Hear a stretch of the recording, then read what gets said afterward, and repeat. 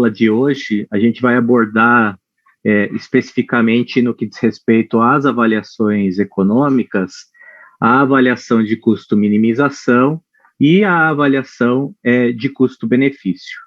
A primeira aula que vai ser abordada será especificamente tratando da avaliação de custo-minimização, uma das avaliações econômicas. Nesse aspecto, primeiro é importante a gente sempre lembrar a questão da avaliação econômica. A avaliação econômica, o que é, né? É quando nós temos duas relações, a relação de custos, de um lado, de um cenário e de um outro cenário que surgirá, e a avaliação de determinadas consequências. Essa consequência que a gente pode chamar de desfecho, ou uma consequência monetária, ou uma consequência de qualidade de vida. É nesse sentido que nós utilizamos as avaliações econômicas. A doutrina, ela sempre nos remeteu à questão das avaliações econômicas em dois tipos específicos, né? As avaliações econômicas parciais e as avaliações econômicas completas. Nesse sentido, quando falamos de avaliações de custos, avaliações de programas, nós estamos falando de avaliações parciais, uma vez que nós não temos desfechos para essas avaliações. Quando nós abordamos as avaliações que têm algum tipo de desfecho, nós estamos falando de avaliações econômicas completas.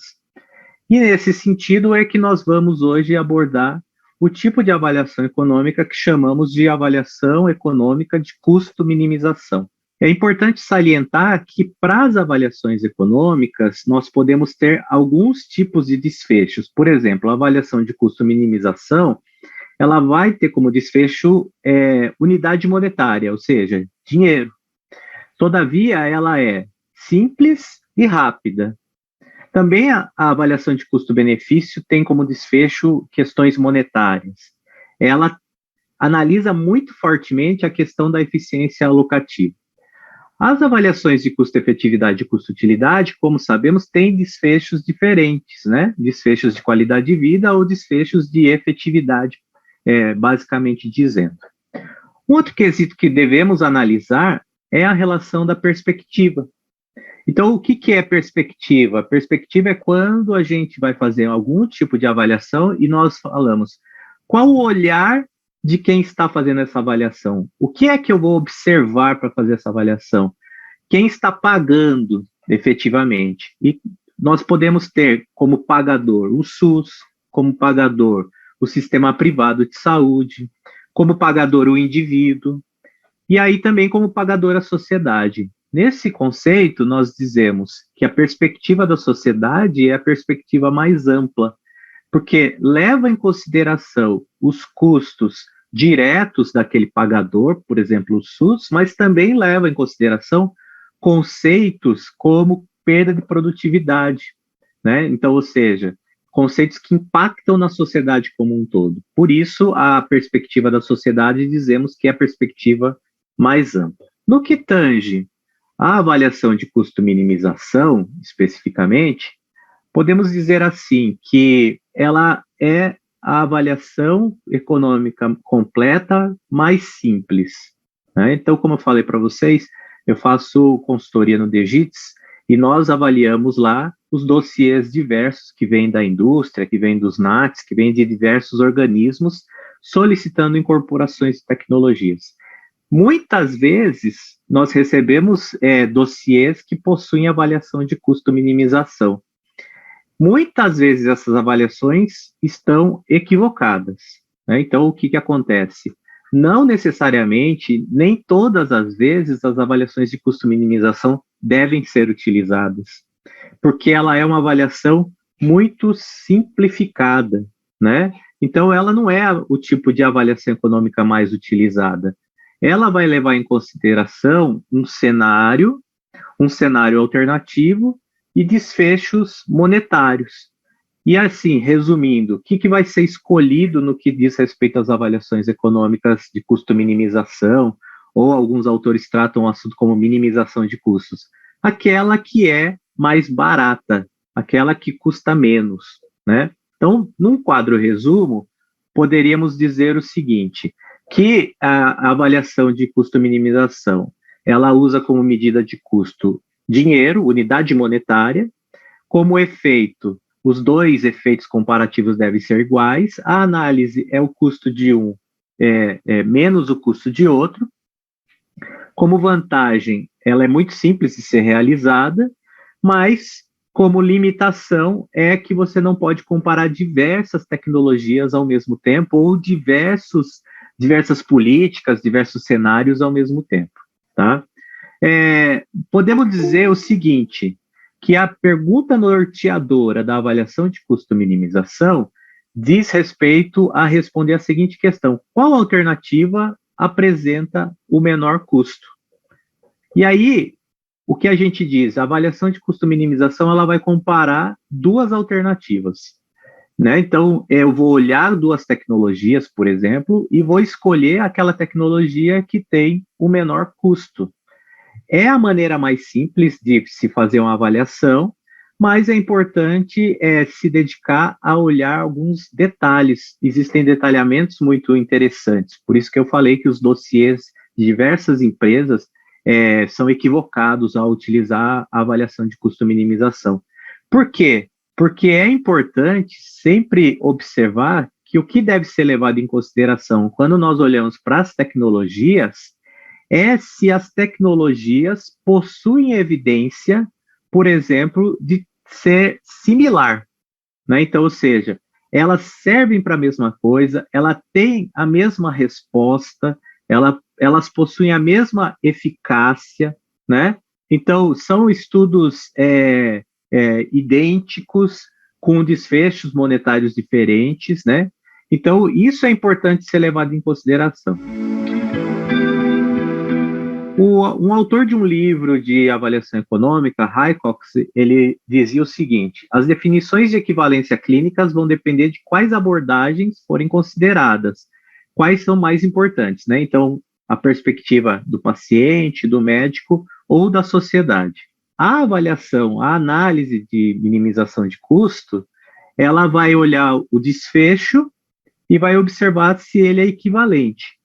O principal ponto da avaliação de custo-minimização tem a ver com a aceitabilidade por parte dos avaliadores de que os desfechos são equivalentes.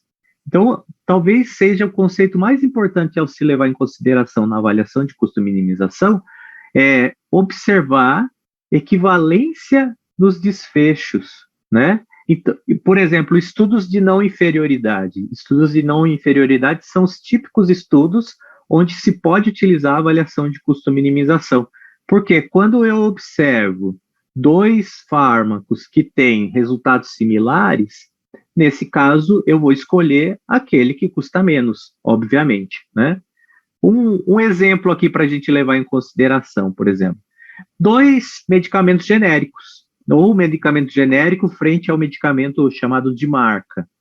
Na avaliação de custo-minimização, teoricamente, os dois medicamentos devem ter uma resposta idêntica. Nesse sentido, qual eu vou escolher? Eu vou escolher aquele que custa menos. Ah, mas professor, o medicamento genérico ele surgiu justamente para ser mais barato e tudo mais, então ele sempre vai ser escolhido.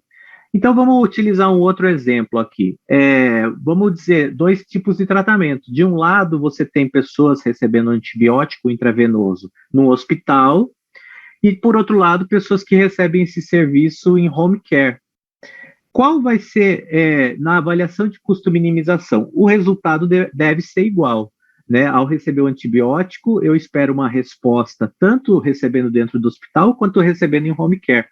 No sentido de que, qual técnica eu escolherei? Eu vou escolher aqui aquela que é mais barata.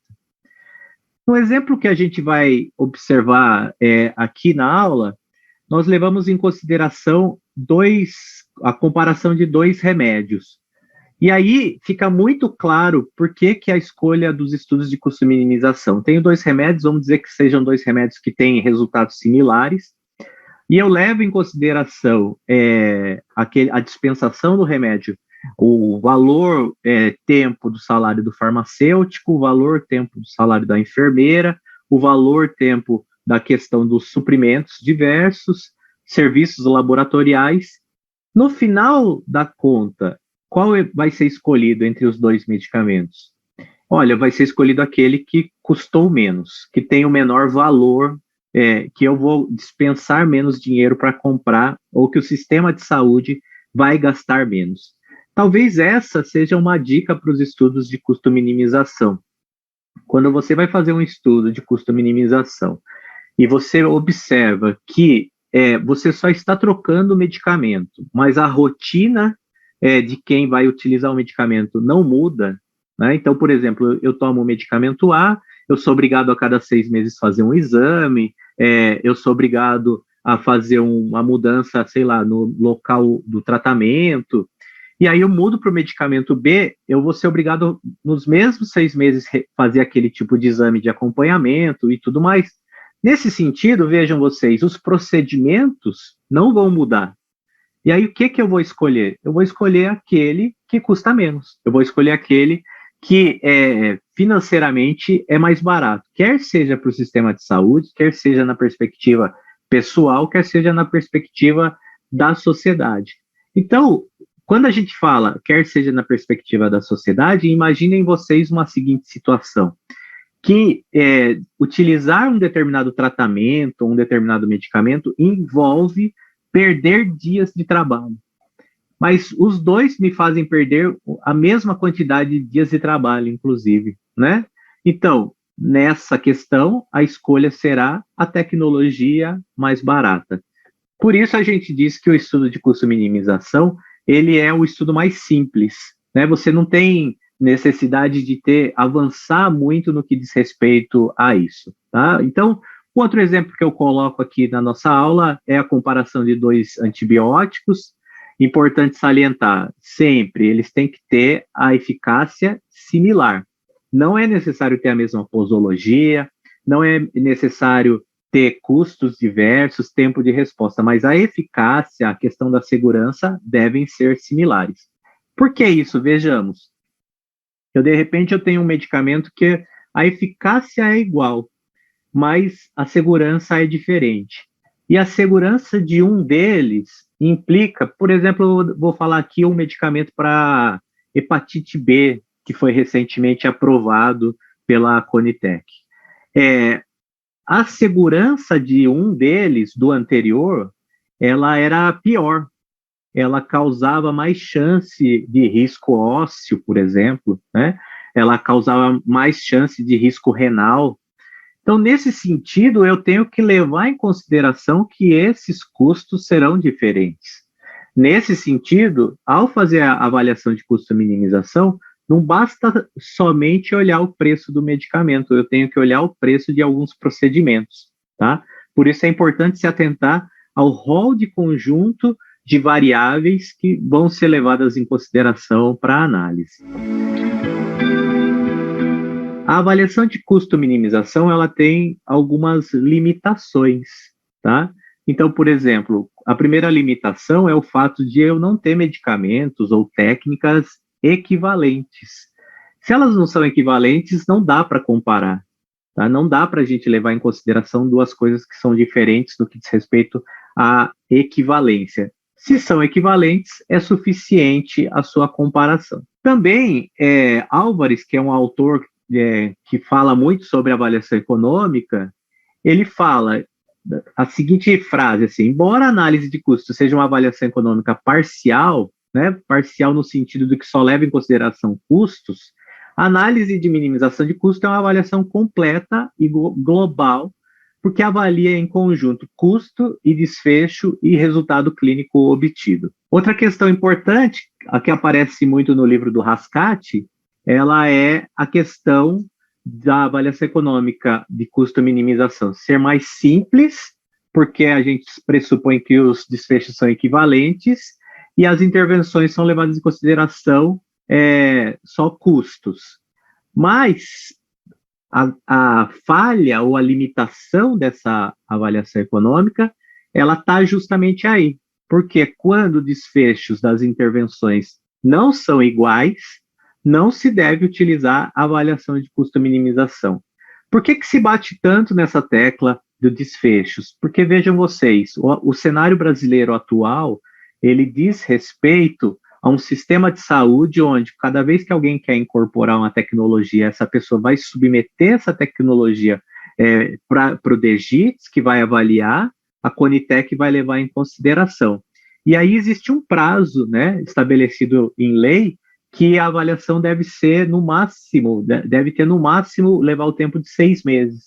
Então, muitas vezes, com a intenção de ser mais célere, com a intenção de você acelerar o processo, fazer algo mais rapidamente, pesquisadores tendem a querer utilizar as avaliações de custo-minimização, pela simplicidade das análises, né? Basta dizer que uma vez que eu faço a avaliação de custo-minimização, eu estou olhando de um lado os custos e os desfechos são similares. Então, o que vai fazer diferença aqui é custo. Quando eu vou fazer uma análise, por exemplo, de custo-efetividade, eu preciso descobrir os custos, eu preciso descobrir quais são os desfechos que eu quero levar em consideração. Depois disso, eu vou ter que utilizar um modelo, por exemplo, de árvore de decisão ou Markov, utilizar um software para rodar esse modelo, quer seja o Excel, quer seja o Triage, depois fazer diversas análises de sensibilidade e outros mecanismos de análise para chegar num resultado. Então, isso requer uma mão de obra muito mais especializada, e isso, por outro lado, também requer muito mais tempo, né? Uma vez que você tem diversas variáveis. Por isso, a análise de custo-minimização, ela é uma análise interessante, que aparece na literatura como uma análise econômica completa, mas deve ser utilizada com cautela. É importante salientar essa relação. Nos estudos da análise de custo-minimização, eu coloco aqui para vocês 2 artigos interessantes para a gente ter como parâmetro, como ideias, né? Claro que existem diversos artigos hoje no PubMed, mas 2 artigos interessantes que dizem respeito, primeiro, a questão do análise de custo-minimização entre 2 tratamentos de doença de Crohn, e a outra relação aqui, um outro artigo, análise de custo-minimização para o tratamento de artrose. Então, fica esses 2 artigos como exemplos para se buscar no que diz respeito às avaliações de custo-minimização. Bom, pessoal, com isso, encerramos essa primeira parte da aula, onde tratamos da primeira análise existente completa, a avaliação econômica, e aí partiremos para a próxima aula falando efetivamente sobre análise de custo-benefício, que é um pouquinho diferente do que tratamos agora. Obrigado.